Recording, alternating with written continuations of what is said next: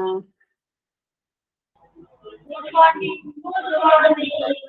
Morning. कसे आहेत सगळे?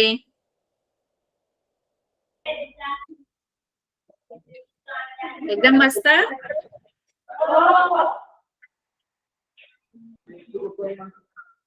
बरं, आज आपण काय मागच्या वेळेला काय शिकलेलो कोणी सांगू शकेल का? कोणाला आठवते का आपण मागच्या लेक्चरला काय शिकलो होतो गेल्या आठवड्यात?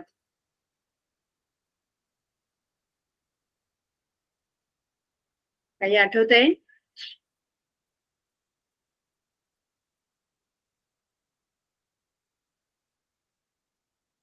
आठवतं का काही? नाही.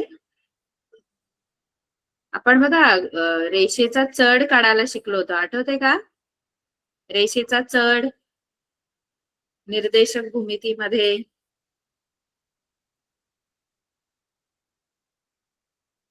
आज आपण ना आपला मॅथ्स 1 मधला गणित भाग 1 मधला जो सांख्यिकी धडा आहे, आपण रेषेचा चढ जो शिकलो होतो की नाही मुलांनो, तो होता आपला भाग 2 मधला निर्देशक भूमिती या धड्यातला. आता ते पूर्ण झालेलं आहे आणि आता आपण सांख्यिकी हा जो भाग 1 मधला धडा आहे आपला सांख्यिकी, त्या धड्याची आपण सुरुवात करूया. चालेल?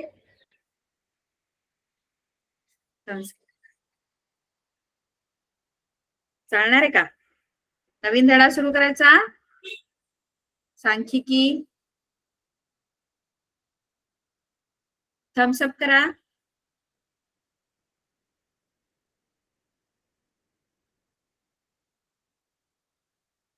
बरं, आता सांख्यिकी याचा अर्थ काय माहितीये का? सांख्यिकी म्हणजे सांख्यिक माहितीचा अभ्यास. सांख्यिक माहिती म्हणजे काय? तर संख्येच्या स्वरूपातील जी माहिती असते. आता तुमच्या शाळेमध्ये समजा भेट दिली आणि तुमच्या शाळेतील सर्व विद्यार्थ्यांचं समजा वयाची नोंद घेतली. आता समजा तुमच्या शाळेमध्ये 500 विद्यार्थी आहेत आणि 500 विद्यार्थ्यांची वय किती आहे, प्रत्येकाचं वय किती आहे, हे जर मी डाटा गोळा केला, माहिती गोळा केली, प्रत्येक तुमच्या 500 शाळेतील 500 विद्यार्थ्यांचं वय, अशी जी माहिती मी गोळा केली, तर ती जी माहिती आहे ती सांख्यिक स्वरूपाची आहे. म्हणजे काहीतरी संख्या मिळेल ना. वय म्हटल्यानंतर कोण 5 वर्षाचं असेल, तर सुरुवातीची प्रायमरीची जी मुलं असणार आपली प्राथमिक शाळेतली, ती 5 वर्षाची, 6 वर्षाची, 7 वर्षाची, है ना. ते 10वी पर्यंत तुमची 14 ते 15 वर्षाची मुलं, असं आपल्याला एक गट मिळेल. म्हणजे काही मुलं, सुरुवातीची जी मुलं आहेत ती 5-6 वर्षाची, मग 7 वर्षाची, 8 वर्षाची, तिसरीतली मुलं साधारणतः 8 वर्षाची असतात. असं मी प्रत्येकाला समजा जाऊन जाऊन वय विचारलं, तर मला अशा माझ्याकडे 500 संख्या जमा होतात, कारण 500 विद्यार्थी आहेत, मग त्यांचं वय है ना. मग अशी सांख्यिक माहिती मला मिळते, संख्येच्या स्वरूपातील माहिती.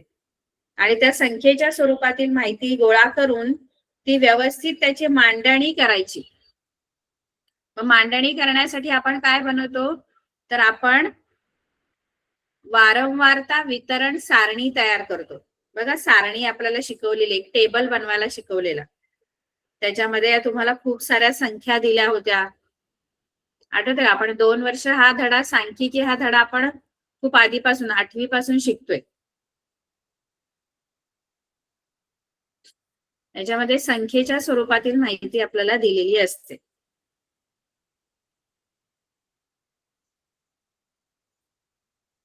बघा, आता समजा 500 संख्या तर नाही लिहू शकत, पण वय विचारलं तर एकाने समजा 5 सांगितलं, दुसऱ्याने 8 सांगितलं, तिसरा मुलगा मला भेटला किंवा मुलगी मिळाली, तिने पण मला 5 वय सांगितलं, है ना. पुढचीकडे मी गेली तर त्याने 10 वय सांगितलं, त्याच्या पुढच्याने 14 सांगितलं, त्याच्यानंतरची 7 सांगितलं, 8 सांगितलं, असे प्रत्येकाचं वयाची मी नोंद केली.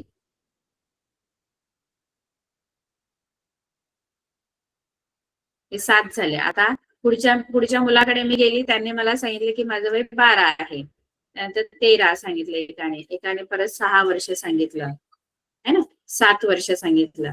अशी मी प्रत्येकाकडे जाऊन त्याचं वय विचारणार. मग 500 विद्यार्थ्यांना त्याचं वय मिळाल्यावर अशा मला किती संख्या मिळतील सांगा मला. अशा प्रत्येकाला जाऊन जाऊन मी त्याचं वय विचारलं तर अशा किती संख्या मला मिळतील. तुमच्या शाळेत समजा 500 विद्यार्थी आहेत आणि 500 विद्यार्थ्यांना जाऊन मी प्रत्येकाला जाऊन मी वय विचारलं त्याचं, तर अशा माझ्याकडे किती संख्या गोळा होतील.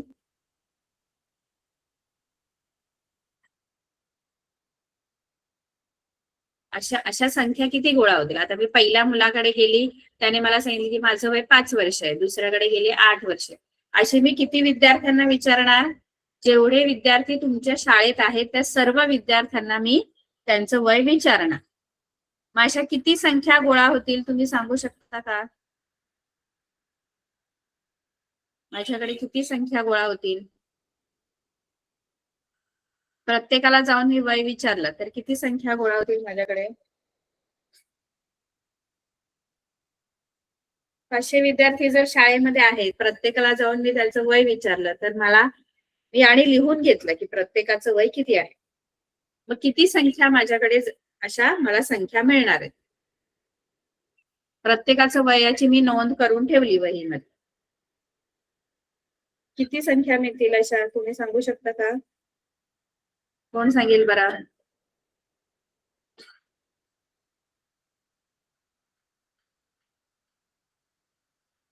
चला 500 नाही, समजा 100 विद्यार्थी आहेत तुमच्या वर्गामध्ये. 100 विद्यार्थ्यांना जाऊन मी वय विचारलं प्रत्येकाचं आणि मी त्याची नोंद केली, लिहून घेतलं प्रत्येकाचं वय. मग अशा संख्या मला किती मिळतील. प्रत्येकाचं वय मी लिहिलंय. एकाचं 5 आहे, 8 आहे, 9 आहे, 10 आहे, 12 आहे, 13 आहे, 15 आहे. अशा 100 विद्यार्थ्यांना जाऊन मी त्यांचं वय विचारलं तर मला संख्या किती मिळतील वहीमध्ये. मी जे नोंद करणार त्या किती संख्या मिळतील.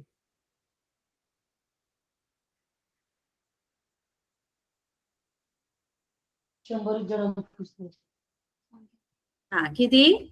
बरोबर बरोबर.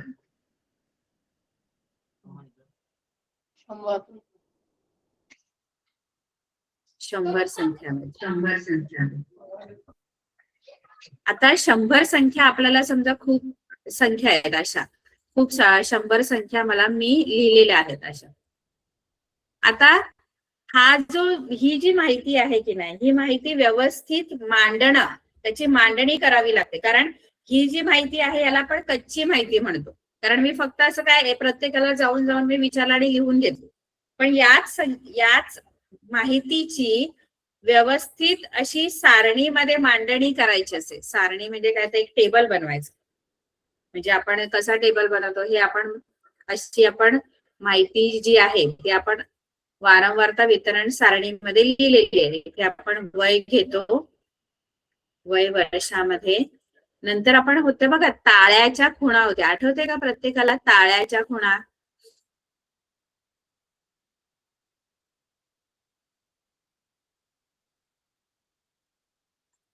आणि आता वय वर्षामध्ये कमीत कमी 5 ते जास्तीत जास्त 15 वयापर्यंतची मुलं असणार. कारण 10वी पर्यंत मुलांनंतर 15 वर्ष. 5, 6, 7, 8, 9, 10 असं मी वय वर्ष. आणि मग प्रत्येक वयाची जी मुलं आहेत त्याच्या आता पहिलं किती वयाचं मुलं आहे 5, तर मी काय करणार 5च्या पुढे अशी एक ताळ्याची खूण करणार उभी. त्यानंतर 8 आहे, 8 बोलल्यावर 8च्या पुढे मी एक ताळ्याची खूण करणार. आठवते का. 8च्या पुढे एक खूण करायची.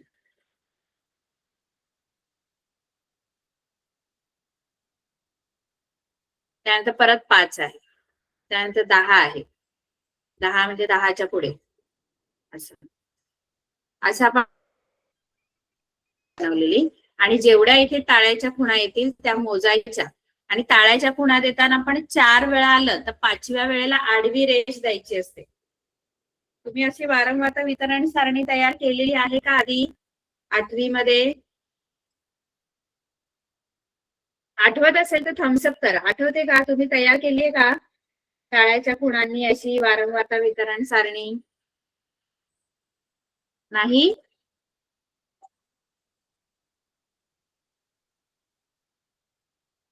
अशा ताळ्याच्या खुणा द्यायच्या आणि मग एकूण किती संख्या, आता 5 वर्ष वयाच्या याच्याने काय मिळतं माहितीये का आपल्याला, थोडक्यात माहिती जी आहे तिचं आपण व्यवस्थित आपण त्याची मांडणी करतो. म्हणजे मला 5 वर्षाचे किती विद्यार्थी आहेत त्याची माहिती मिळेल, 6 वर्षाचे किती विद्यार्थी आहेत. प्रत्येक वेळेला ही माहिती बघून मला कळणार नाही. आता मी समजा या माहितीवरून मला विचारलं की 5 वर्षाची मुलं किती आहेत, तर 5 वर्षाची मुलं मला शोधावी लागतील. हा इथे 5 वर्षाची 1 2, प्रत्येक वेळेला त्या 100 संख्या असणार आहेत आणि 100 संख्यांमध्ये मला 5 नंबर शोधत बसावं लागणार. नंतर 6 वर्षाची किती मुलं आहेत विचारलं तर 6 संख्या शोधत बसावं लागणार. त्यापेक्षा एकदाच आपण जर अशी वारंवारता वितरण सारणी तयार करून ठेवली की मग त्या माहितीचा अभ्यास करणं सोपं जातं. की 5 वर्षाची किती मुलं बरं शाळेत येतात, 6 वर्षाची किती मुलं येतात, मग या वयोगटातली मुलं कमी का झालेली आहेत, कोणत्या वयोगटातली मुलं कमी शाळेमध्ये येत आहेत, मग ती का कमी येत आहेत, मग याचा अभ्यास करता येतो आपल्याला, कारण शोधता येतं. बघा कधी कधी असं होतं की एकदा प्रायमरी स्कूल झालं, प्राथमिक शाळा झाली की मुलं कमी शाळेत यायला लागतात. मग त्याच्यावरून याच्यावरून आपल्याला कळतं की नक्की किती वर्षाची मुलं कमी येत आहेत. कळते मी काय बोलते तुम्हाला? ही सांख्यिक माहिती, प्रत्येक प्रकारची सांख्यिक माहिती जी आहे ना ती खूप महत्वाची आहे. आता जसं आपल्याला आता आपल्या पूर्ण भारत देशामध्ये कोणत्या वयोगटातली किती माणसं आहेत हे फार महत्वाचं आहे. म्हणून दर 10 वर्षांनी बघा आपली जनगणना असते. जनगणना म्हणजे पूर्ण देशातील किती, पूर्ण देशात लोकसंख्या किती आहे याचं मापन केलं जातं. ती माहिती पण सांख्यिक माहिती आहे, ती पण अशी मांडली जाते आणि बघितलं जातं की कोणत्या वयोगटात किती माणसं आहेत. सांख्यिक माहिती वेगवेगळ्या प्रकारची असू शकते. आता तुमच्या क्रिकेट सारख्या खेळामध्ये आपण जर बघितलं तर कोणी समजा सचिन तेंडुलकर आहे खेळाडू, तर सचिन तेंडुलकरने किती वेळा 100 मारली आहे, किती वेळा 50 रन मारले, ही माहिती जी असते ती सुद्धा सांख्यिक माहिती असते. कारण किती वेळा रन्स पहिल्या मॅच मध्ये किती, आता समजा तो 100 मॅच खेळलाय तर पहिल्या मॅच मध्ये 20 रन मारले, दुसऱ्या मॅच मध्ये तो 5 रन मारलेले, तिसऱ्या मॅच मध्ये 100 रन. ही जी माहिती त्याचे 100 मॅचेस मध्ये किती रन्स आहे ही माहिती सुद्धा सांख्यिक माहिती आहे. कळते का? आणि या माहितीच्या आधारे मग त्याचं जे करिअर आहे, म्हणजे तो कसं त्याने त्याचा ऍव्हरेज किती आहे, त्यानंतर त्याचा स्ट्राईक रेट किती आहे, या सगळ्याचा अभ्यास त्याच्यानंतर केला जातो. कळते का मुलांना? बर, आता या सांख्यिक माहितीमध्ये आपल्याला काय, सांख्यिकीमध्ये आपल्याला सांख्यिक माहिती, सांख्यिकी हा जो एक ब्रांच आहे, एक वेगळं असं ब्रांच आहे, वेगळं क्षेत्र आहे. म्हणजे गणित, मॅथमॅटिक्स आणि स्टॅटिस्टिक्स हे पूर्णपणे वेगळं आहे आणि याच्यामध्ये आपण अनेक गोष्टींचा अभ्यास करतो.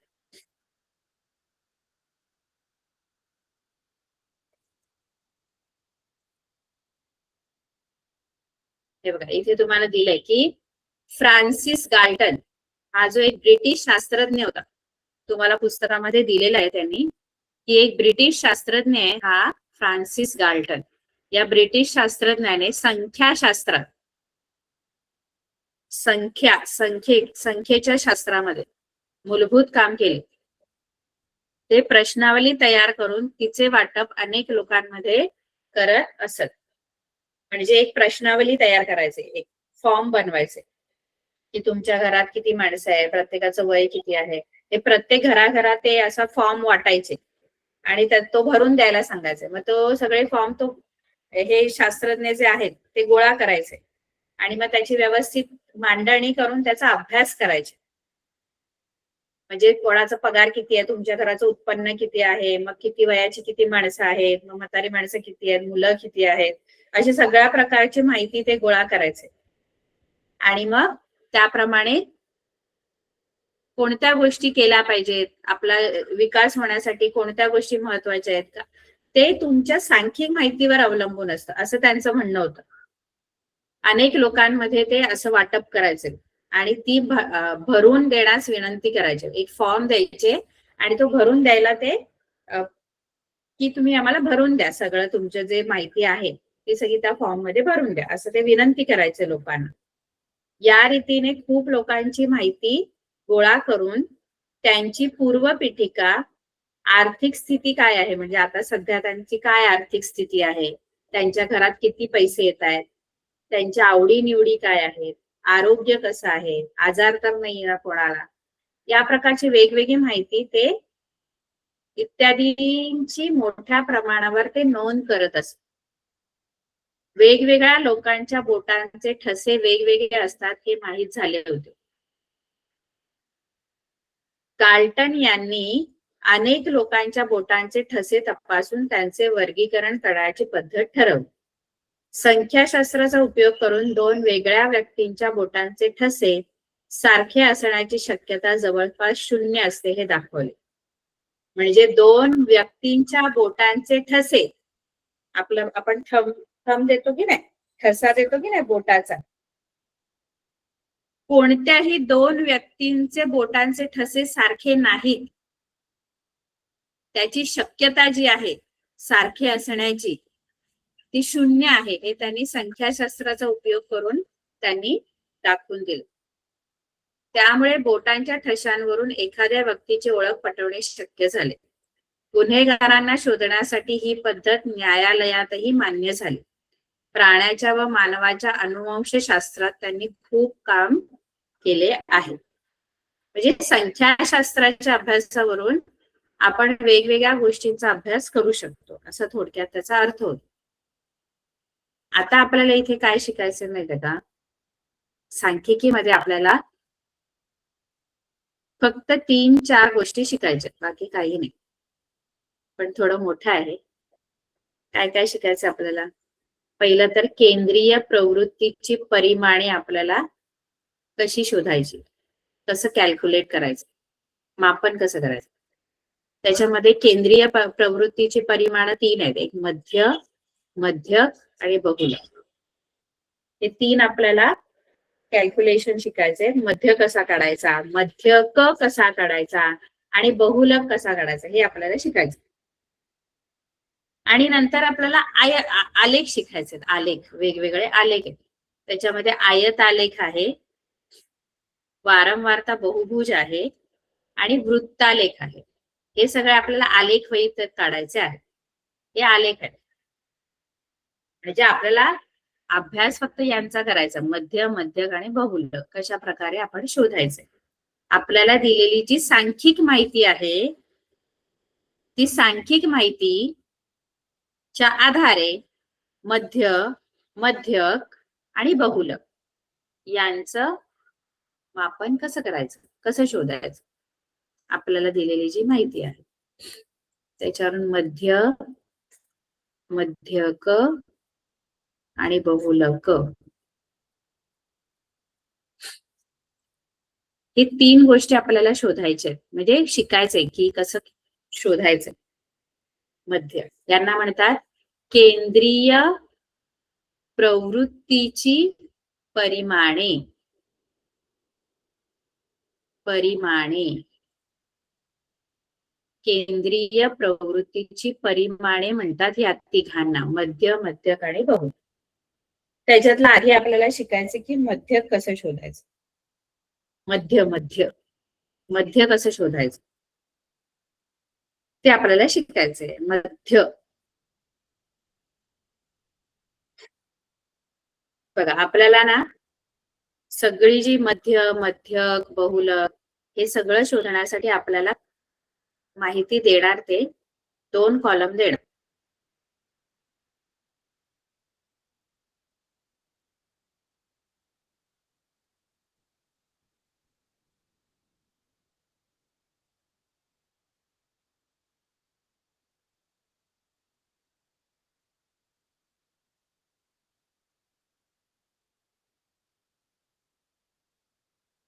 पहिल्यांदा आपल्याला मध्य शिकायचं आहे. मध्य मध्य शोधण्याच्या इथे 3 पद्धती आपल्याला दिलेल्या आहेत. एक आहे सरळ पद्धत, दुसरी आहे गृहीत मध्य पद्धत,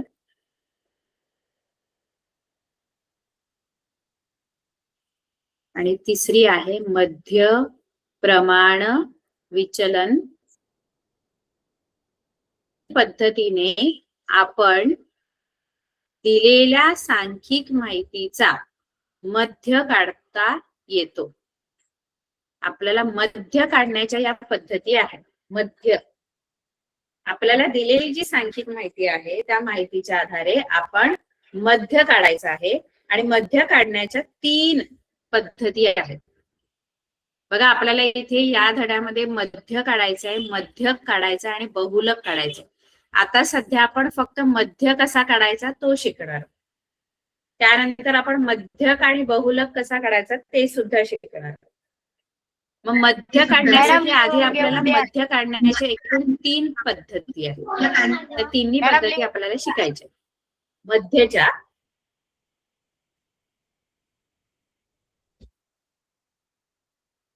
लिहा.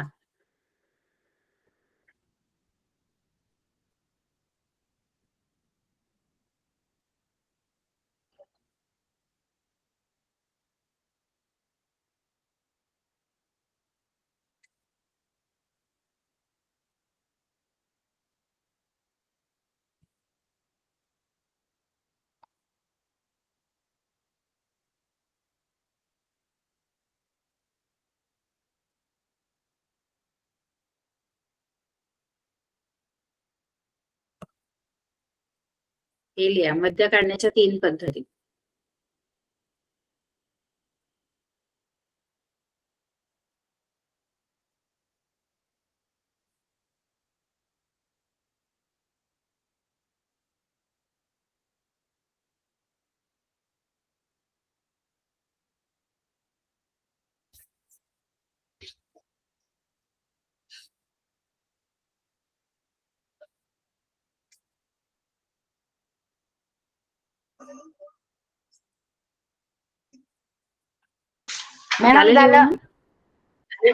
हो. आता याच्यामध्ये मध्य काढण्याच्या 3 पद्धतीमध्ये आधी आपण शिकणार आहोत सरळ पद्धत. पहिली पद्धत शिकणार, मग आपण गृहीत मध्य पद्धत शिकू, आणि मग मध्य प्रमाण विचलन पद्धत. या सगळ्या पद्धती शिकून झाल्या मध्यच्या, की मग मध्यक आणि बहुलक पण शिकायचं आपल्याला. आधी सध्या मध्य काढायचंय, त्याच्यासाठी पहिली पद्धत आधी आपण शिकणार आहोत, सरळ पद्धत. त्याच्यासाठी आपण एक गणित घेऊया जे पुस्तकात आपल्याला आहे.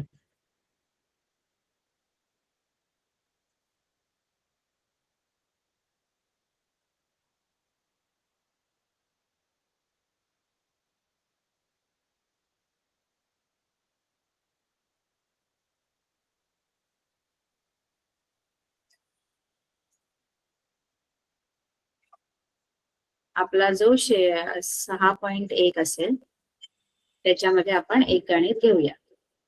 हे बघा, 6.1 सराव संच. प्रश्न बघा. इयत्ता 10वीच्या, तुमचे 10वीचे जे विद्यार्थी आहेत त्या 10वीच्या 50 विद्यार्थ्यांनी, म्हणजे 10वीच्या 50 विद्यार्थ्यांनी रोजच्या अभ्यासासाठी व्यतीत केलेले तास, म्हणजे रोज किती तास अभ्यास करतात असं त्यांना जेव्हा विचारलं, 50 विद्यार्थ्यांना जाऊन विचारलं, 10वीचे विद्यार्थी 50, असं सर्वे केला. सर्वे म्हणजे काय, प्रत्येकाला जाऊन विचारलं.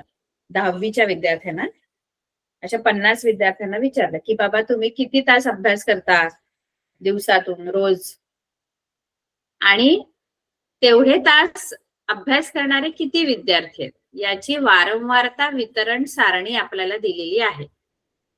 त्यावरून विद्यार्थ्यांनी अभ्यासासाठी दिलेल्या वेळेचा मध्य सरळ पद्धतीने काढा.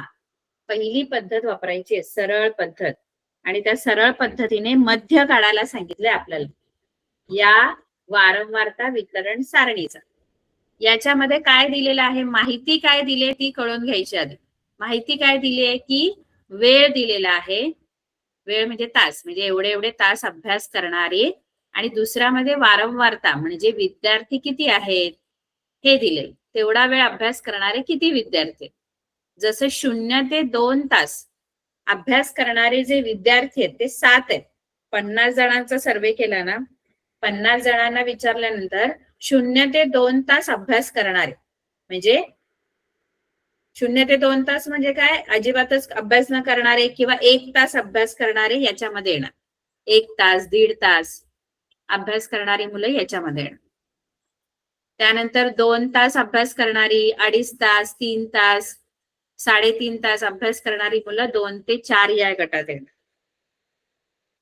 2 ते 4 तास अभ्यास करणारी मुलं 18 आहेत. 0 ते 2 तास अभ्यास करणारी मुलं 7 आहेत. 2 ते 4 तास अभ्यास करणारी मुलं 18 आहेत 50 मधली. 4 ते 6 तास अभ्यास करणारी 50 मधली 12 मुलं आहेत. 6 ते 8 तास अभ्यास करणारी मुलं 10 आहेत, जी 6 ते 8 तास दिवसातून अभ्यास करतो. म्हणजे त्यांना विचारलं ना तर तो कोण बोलला असेल 7 तास, मग तो पण ह्या गटात येईल 6 ते 8 मध्ये 7 तास अभ्यास करणार. कोण बोलेल 6.5 तास, तो पण याच गटात येईल. एखादा बोलला 5 तास, 5 तास बोलला तर तो या गटात येणार 4 ते 6 मध्ये. एखादा बोला मी 9 तास अभ्यास करतो दिवसातून, तर तो 8 ते 10 या गटात येईल. कळतं की नाही? कळत असेल तर थम्स अप करा. मग ते जेवढे प्रत्येकाने तास सांगितले त्याप्रमाणे त्यांना त्या गटात मिळाले जागा. म्हणजे 9 तास अभ्यास करणारे या गटात येईल 8 ते 10 तास मध्ये. 1 तास अभ्यास करणारे पहिल्या गटात येतील, 1 तास या गटात येते. 1 तास अभ्यास करणारे, 3 तास अभ्यास करणारे 2 ते 4 या गटात येणार. मग असे किती प्रत्येक प्रत्येक गटातले किती विद्यार्थी आहेत, म्हणजे 6 ते 8 तास अभ्यास करणारे एकूण 10 विद्यार्थी त्यांना मिळाले. 4 ते 6 तास अभ्यास करणारे 12 विद्यार्थी मिळाले. अशी आपल्याला एक वारंवारता वितरण सारणी त्यांनी दिलेली आहे, की वेळ दिलेली आहे आणि तेवढे तास अभ्यास करणारे विद्यार्थ्यांची संख्या दिलेली आहे. आता ही जी वारंवारता वितरण सारणी त्यांनी दिलेली आहे त्या सारणीवरून आपण मध्य काढायचंय. आपल्याला मध्य शोधायचंय, तो सुद्धा सरळ पद्धतीने आपल्याला काढायचा आहे. प्रश्न कळला? मध्य आपल्याला आता शोधायचा आहे. आता मध्य शोधताना काय करायचं माहितीये का, आपल्याला 4 कॉलम बनवावे लागतात. दिलेले असतात 2 कॉलम, पण मध्य शोधण्यासाठी हे दिलेले 2 आणि आणखी 2 कॉलम आपल्याला एक्स्ट्रा आपल्याला बनवायचे आहेत. मग ते एक्स्ट्राचे कोणते आहेत 2 कॉलम ते सांगते. बघा आपल्याला दिलेले 2 कॉलम तर आहेतच, त्याच्यातला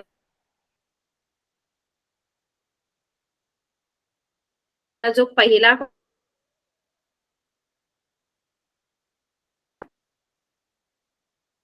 ना तो, दुसरा जो कॉलम आहे ना तो आहे वर्ग मध्यचा, जे क्लास मार्क, त्याला आपण एक्सा असं बोलतो. हा आपल्याला शोधायचा आहे.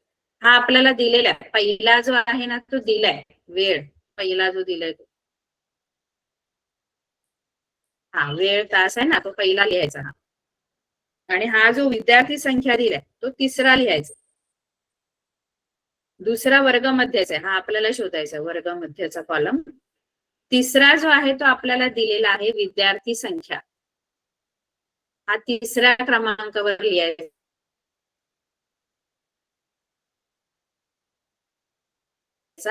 जो आपल्या माहितीमध्ये खाली दिलेला असतो, ज्याला आपण FI किंवा आणि आपण FI या अक्षराने दर्शवतो विद्यार्थी संख्या. आणि चौथा कॉलम पण आपल्याला बनवायचा आहे, जो आहे XI गुणिले FI चा. आता हे कॉलम काय आहे ते मी तुम्हाला सांगणार आहे.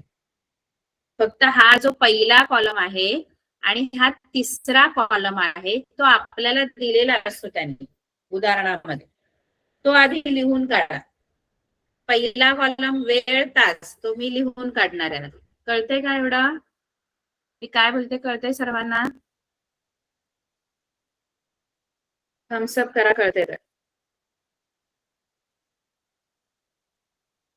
बरं, ते 2 कॉलम आधी आपण लिहून काढायचे. 2 कॉलम काय? आधी वेळ तास. वेळ तास मध्ये 0 ते 2, 2 ते 4, 4 ते 6, 6 ते 8, 8 ते 10 असं आपल्याला वर्ग दिलेले आहेत. 0 ते 2 आहे, 2 ते 4 आहे, 4 ते 6 आहे, 6 ते 8 आहे आणि 8 ते 10. उभे लिहायचे, पण त्यांनी आपल्याला आडवे दिलेत असे, आपल्याला उभी मांडणी करायची. एवढं कळलं सगळ्यांना? हा मी एक कॉलम मी लिहून घेतला.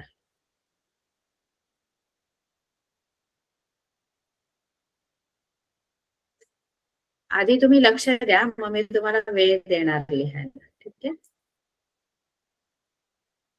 आता दुसरा हा कॉलम, तिसऱ्या नंबरचा जो कॉलम आहे विद्यार्थी संख्या, ती पण लिहून घ्या. ती आपल्याला दिलेली, म्हणजे हा जो खाली कॉलम आहे ना दुसरा विद्यार्थी संख्येचा, तो आपल्या मध्य काढताना तिसऱ्या क्रमांकावर येतो. मग त्याच्यामध्ये 7 आहे, 18 आहे, 12, 10 आणि 3. 7, 18, 12, 10, 3 ते मी लिहून घेतो. 7, 12, 10 आणि 3. बरोबर आहे? एवढं कळलं? ते 2 कॉलम मी लिहून घेतले, जे आपल्याला कळलं. एवढा?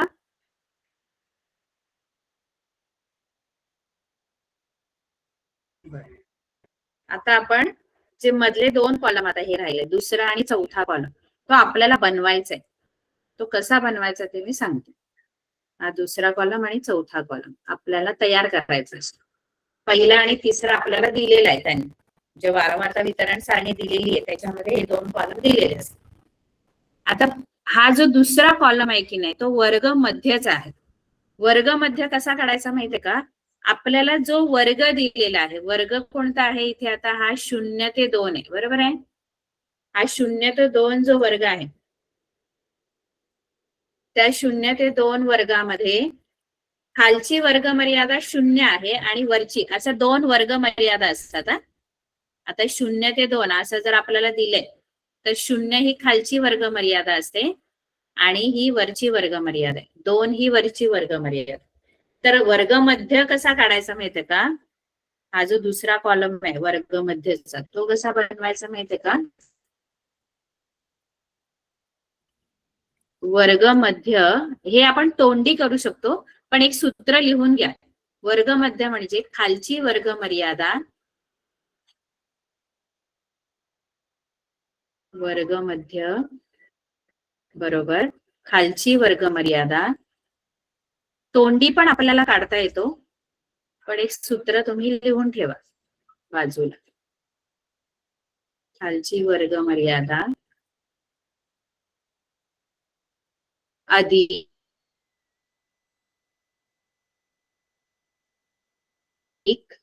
वरची वर्ग मर्यादा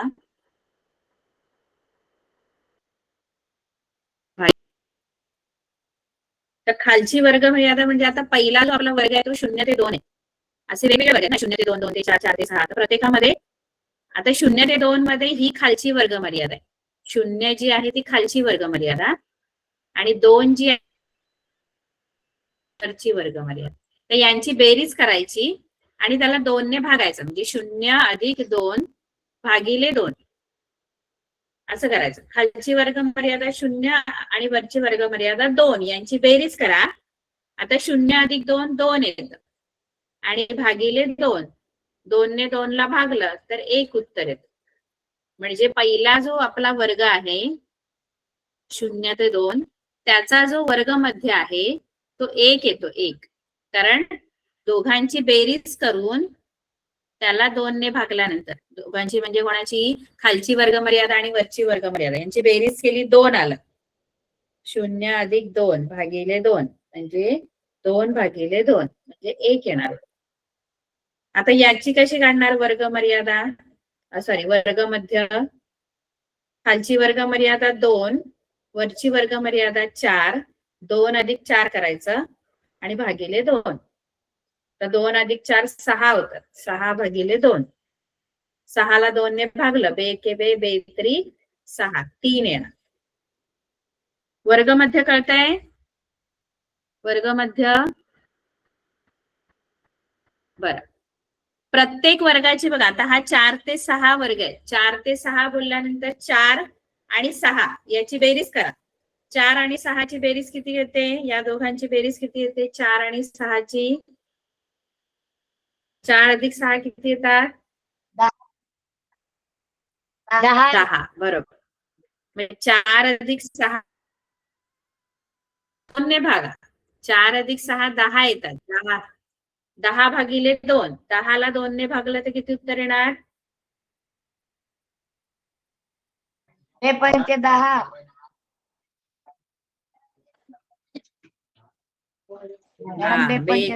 पंचे 10 म्हणजे 5 उत्तर आलं. हा वर्गामध्ये 5 आला. बरोबर. आता पुढचा वर्ग 6 ते 8 आहे. 6 आणि 8 ची बेरीज करा. 6 आणि 8 ची बेरीज आणि त्याला 2 ने भागा. 6 आणि 8 ची बेरीज किती येते? 14. 14 भागिले 2. 14 भागिले 2. आता त्याला 2 ने भागायचं. 14. बरोबर. बे के बे, बे 7 14. म्हणजे याचा वर्गामध्ये 7 आला. पुढे काय करायचं? 8 आणि 10 8 18 बेरीज करायची. हो. 18 आली बेरीज, त्याला 2 ने भागायचं. 18 भागिले 2. बे के बे, बे 9 18 म्हणजे 9 येणार. बरोबर. हो. कळलं सर्वांना? हे जे आहेत ना, हे वर्गमध्य आहेत. आपण जे काढले हे सगळे वर्गमध्य आहेत. हा वर्गमध्य आहे 1. याचा वर्गमध्य 3 आला, याचा वर्गमध्य 5 आला, याचा वर्गमध्य 7 आला आणि याचा वर्गमध्य 9 आला. आता आपल्याला चौथा कॉलम शोधायचा आहे. दुसरा कॉलम आपण शोधला. आता चौथा कॉलम कसा शोधायचा? चौथ्या कॉलम मध्ये काय आहे? मी वरती लिहिलंय XI गुणिले FI. XI आणि FI चा गुणाकार. XI आणि FI चा गुणाकार. आता XI काय आहे? वर्गमध्य गुणिले वारंवारता. म्हणजे हा वर्गमध्य आणि ही वारंवारता यांचा गुणाकार करायचा आपण. गुणाकार XI गुणिले FI. XI म्हणजे वर्गमध्य आणि FI म्हणजे वारंवारता. हे जे 2 कॉलम आहे यांचा गुणाकार करायचा. म्हणजे इथे तुम्ही 1 आणि 7 चा गुणाकार करणार. हा 1 आणि हा FI 7 आणि हा XI 1. 1 गुणिले 7 किती होतं? 1 गुणिले 7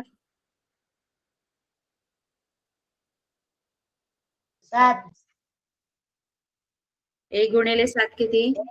7. त्यानंतर इथे खाली कोणाचा गुणाकार करणार? इथे खाली कोणाचा गुणाकार करूया? 3 आणि 18. 3 गुणिले 18. 3 गुणिले 18. 3 गुणिले 18. हा 3 वर्गामध्ये 3 आणि वारंवारता 18 या दोघांचा गुणाकार. किती येणार? 18 किती? 54. बरोबर. त्यानंतर कोणाचा गुणाकार करायचा? 5 गुणिले 12. 5 गुणिले 12. 5 गुणिले 12. 5 गुणिले 12चा किती येतो गुणाकार? 7.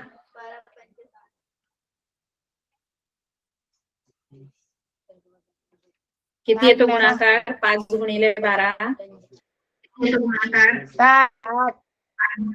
7. त्यानंतर कोणाचा गुणाकार इथे? 7 गुणिले 10. खाली कोणाचा गुणाकार? 7 गुणिले 10. 10 किती येतो? 70 उत्तर 70 किती उत्तर येतं? 7 गुणिले 10 70 70. त्यानंतर 9 गुणिले 3 9 आणि 3 हा बरोबर 70. 27 9 गुणिले 3 27 झालं आपला एवढे 4 कॉलम आपण बनवले. ठीक आहे, एवढं कळलं सगळ्यांना? हे 4 कॉलम कसे बनले? 4 कॉलम 2 कॉलम तर आपल्याला दिलेले होते, पहिला आणि तिसरा. दुसरा आपण कसा बनवला? दुसरा आपण दोन्ही वर्गमर्यादांची बेरीज केली आणि भागिले 2 केलं. हा वर्गमध्यचा कॉलम कसा बनवला? या दोघांची बेरीज केली आणि त्याला 2 ने भागलं.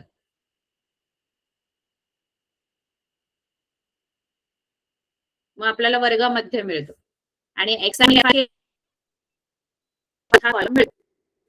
असे 4 कॉलम आपल्याला तयार झालेले आहेत. 4 कॉलम तयार झाल्यानंतर काय करायचं माहितीये का?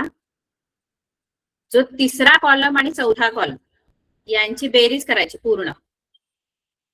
तिसऱ्या कॉलमची बेरीज करा आणि चौथ्या कॉलमची बेरीज करा. म्हणजे इथे खाली या 2 शेवटचे जे 2 कॉलम आहेत यांची बेरीज करायची. सांगा बघू दे, बेरीज किती होणार? पूर्ण म्हणजे ही पूर्ण बेरीज, यांची बेरीज करा. FI चा कॉलम आणि XI गुणिले FI चा कॉलम.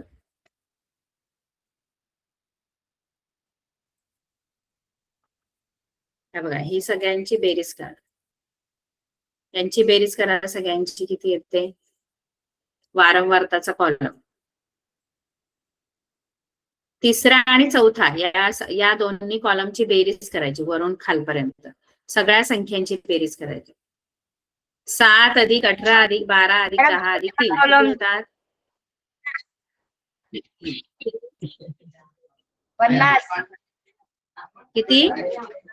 50 बरोबर. मॅडम इथे मी 50 लिहिते. हा, आणि 50 म्हणजे n असतो. काय आलं?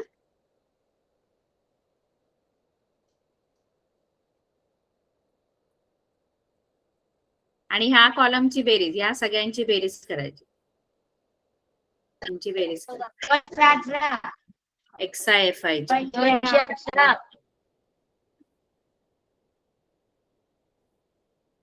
218 211 की 18? 18.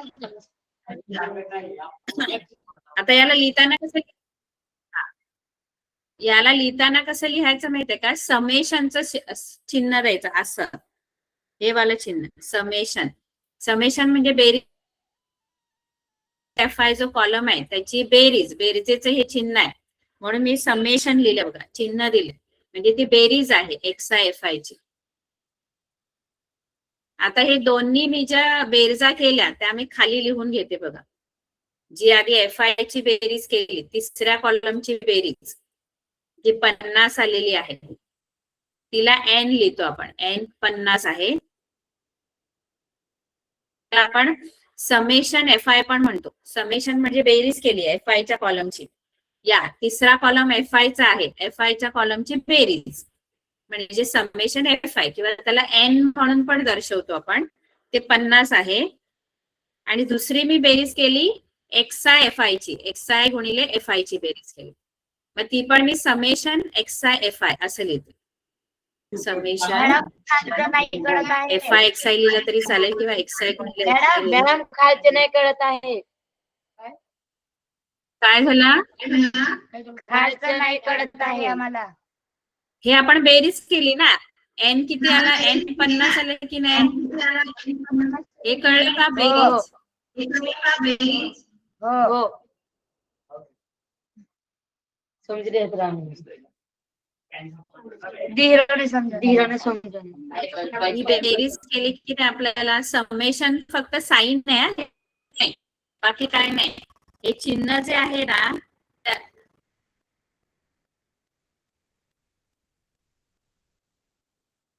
हे चिन्ह नाही कळलं का? हे चिन्ह आहे फक्त हो आपलं. हे चिन्ह बाकी नाही कसलं आहे? कळलं. हे समेशन म्हणजे काय? बेरीज. हे बेरीज. हा, याला बोलताना कळलं. आपण काय नाही कळलं?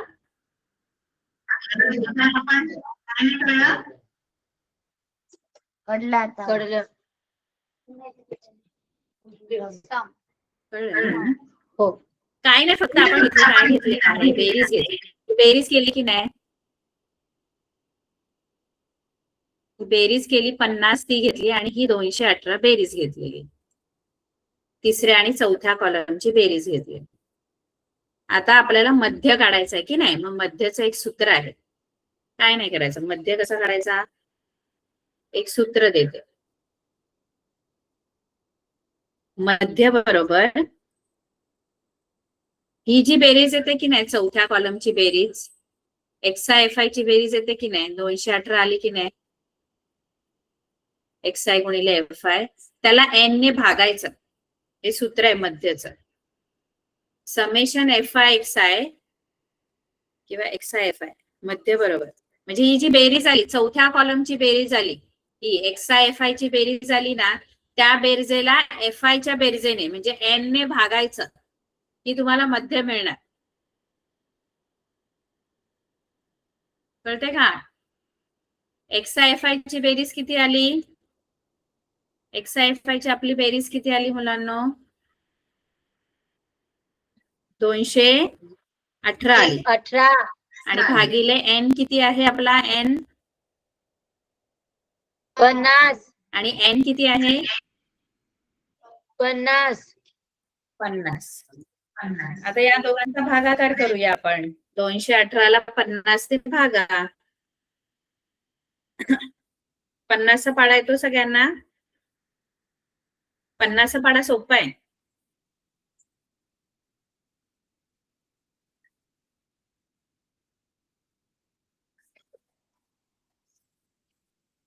बरं, 50 चा पाडा नसेल बोलायचं तर 5 चा पाडा बोलायचा आणि त्याला भाग 0 द्यायचा. 1-1 असंच असतं ना? 50 चा पाडा बनवायचा कसा? आधी 5 चा पाडा लिहायचा. 5 1 5, 5 2 10, 5 3 15, 5 4 20, 5 5 25, 5 7 5 10 50. हा 5 चा पाडा आहे आणि त्याला 1 1 0 दिला की 50 चा पाडा रेडी झाला आपला.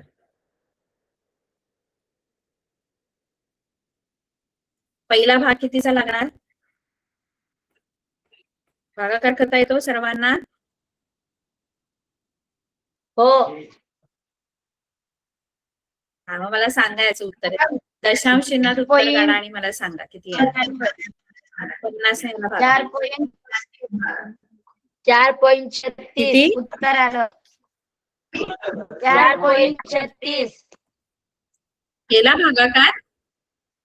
भागाकार केला? हो हो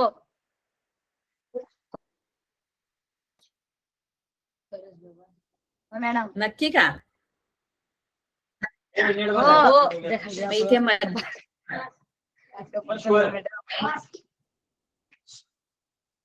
बरोबर आहे. पहिला 4 झाला. 218 मध्ये वजा होणारी मोठी संख्या 200 आहे. पहिला पण भाग 4 चा लावणार. इथे 18 राहतात. आता मी इथे खाली घ्यायला संख्या नाहीये, मग मी माझ्याकडचा 0 देऊन इथे दशांश चिन्ह देणार. आता 180 मधून वजा होणारी संख्या 150 आहे. म्हणजे 50 त्रिक 150 आणि मग 30 राहतात. मग अजून एक 0 घेतला की 300 झाले. 300 म्हणजे 300 मधून 300 वजा होणारी आहे संख्या, मग ती 50 300. असं करून तुमचं उत्तर जे आहे ते 4.36 असेल. कळलं?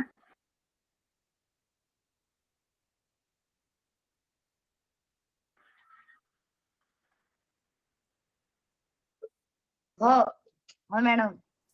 कळलं का? 4.36 मध्ये हे मध्ये काढला आपण. कळलं सगळ्यांना? मध्ये कसं काढला इथे लिहून घेतला? हो हो हे लिहून घ्या. हो हो लिहिलं का? बर. आता आपण पुढचं आणखी एक गणित अशा ह्या पद्धतीने सोडूया. आणखी एक म्हणजे तुम्हाला कसं सराव होईल की नाही. ठीक आहे. हे बघा, हे तिसरं गणित. याच्यामध्ये एका दिवशी दूध विक्री केंद्रावरून 50 ग्राहकांना वितरित केलेल्या दुधाची वारंवारता वितरण सारणी दिलेली आहे. म्हणजे एक दूध विक्री केंद्र आहे, त्या दूध विक्री केंद्रावरून 50 ग्राहकांना दूध दिलं जातं, रोज पोचवलं जातं. तर त्याची वारंवारता वितरण सारणी म्हणजे काय, दूध वितरण लिटर मध्ये दिले. म्हणजे 1 ते 2 लिटर दूध घेणारे जे ग्राहक आहेत ते 17 आहेत. 2 ते 3 लिटर दूध घेणारे जे ग्राहक आहेत ते किती आहेत? 2 ते 3 लिटर दूध घेणारे ग्राहक 13. 2 ते 3 लिटर दूध घेणारे ग्राहक किती आहेत? 13 आहेत. 13. 3 ते 4 लिटर दूध घेणारे ग्राहक किती आहेत? बरोबर, 10. 4 ते 5 लिटर रोज दूध घेणारे. 4 ते 5 मध्ये 4 लिटर, 4.5 लिटर याच्यामध्ये 7. 7. आणि 5 ते 6 लिटर दूध घेणारे जे ग्राहक आहेत ते 3 आहेत. मग आपल्याला मध्य काढायचंय सरळ पद्धतीने याचा. ठीक आहे. तर इथे सरळ पद्धतीने मध्य काढताना आपल्याला 4 कॉलम आखावे लागतील आधी. पहिलं तर आपल्याला दूध वितरण आहे लिटर मध्ये, तो पहिला कॉलम आहे. आणि दुसरा कॉलम जो आहे आपल्याला देतात ना खाली, तो 3ऱ्या क्रमांकावरचा कॉलम आहे. याच्यानंतर कुठला कॉलम येतो? दुसऱ्या नंबरवरचा कॉलम कोणता आहे? वर्गमध्य. वर्गमध्य. वर्गमध्य. बरोबर, वर्गमध्य म्हणजे एक्स आहे. 3रा कॉलम वारंवारता म्हणजे ती ग्राहक संख्या जी आहे ती, जो आपल्याला दिलेला आहे खाली, तो कोणता आहे? ग्राहक संख्या, जो पुस्तकात त्या उदाहरणामध्ये आपल्याला दिलेला असतो. त्याला आपण वारंवारता म्हणतो आणि तो आपण FI या अक्षराने दर्शवतो. 3रा कॉलम.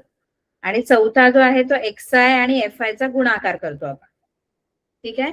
तर इथे आता मला दिलेले जे कॉलम आहे ते मी लिहिणार आहे. 1 ते 2, 2 ते 3.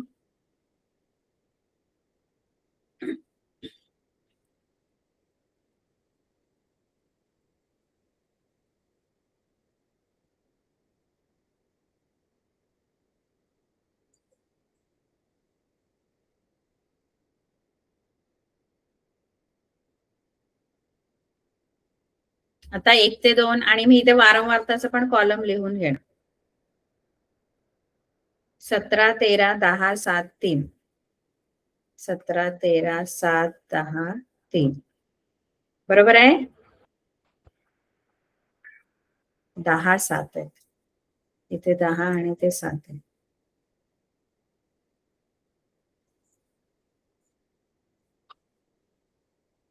आता वर्ग मध्य काढूया आपण. 2रा कॉलम आणि 4था कॉलम आपल्याला बनवायचा आहे. मग कसा काढायचा वर्ग मध्य? 1 अधिक 2 या दोघांची बेरीज करायची आणि भागिले 2. 1 अधिक 2 भागिले 2 किती? 1 अधिक 2 किती? 3. 3. 3 भागिले 2. 3 ला 2 ने भागा, किती उत्तर येतं? 1.5. बरोबर, 1.5. आता इथे 2 अधिक 3 भागिले 2 5. 5 भागिले 2. 5 भागिले 2 म्हणजे इथे उत्तर येणार 5 ला 2 ने भागल्यावर किती उत्तर येणार मुलांनो? 10. 5 चे अर्धे भागिले 2 म्हणजे काय करायचं? हाफ करायचं असतं. नाही, भागायचंय, गुणायचं नाहीये.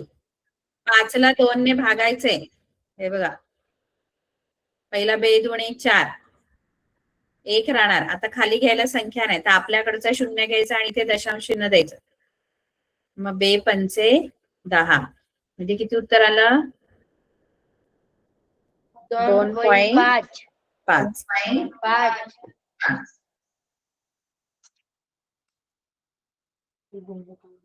इथे आता तिसऱ्याचं 3 अधिक 4 7/2. 7/2. 6.5 7ला भागा आता 2 नाही. 6 कसा 7ला भागा 2 ने 7 आलं. 7 मधून वजा होणारी संख्या कोणती 2च्या पाड्यातली? बेत्रिक 6. बेत्रिक 6. 7 मधून 6 गेला 1. आपण आपल्याकडचे शून्य घेतल्या इथे दशांश चिन्ह आणि 2×5 = 10. किती येणार?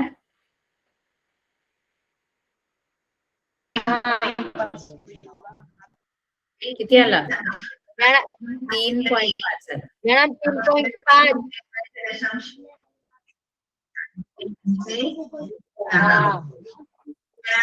3.5 आता पुढचं सांगा मला. पुढचंच उत्तर सांगा.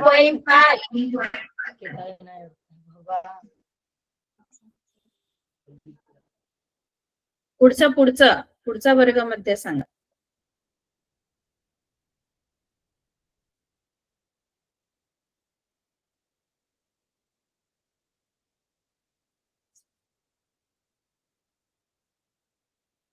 नऊ भागिले 2 किती येणार? सांगा बघू. 9ला 2 ने भागायचे. 4 अधिक 5 करायचे. या दोघांची बेरीज 9 येते आणि भागिले 2.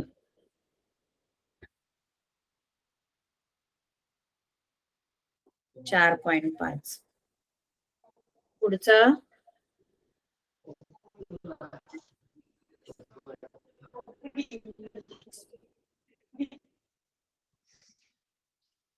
मॅडम 4.5 पुढचं 5.5 आहे. ठीक आहे. आता हा चौथा कॉलम बनवायचा आहे. या दोघांचा गुणाकार करायचा. XI आणि FI चा. सोडवाल का? गुणाकार करून इथे लिहायचा. नाहीतर आपण पुढच्या लेक्चरला बघूया काय करायचं ते. हो आपली वेळ हो मॅडम आता काय करू दे. Bye madam bye. जय मला काही काम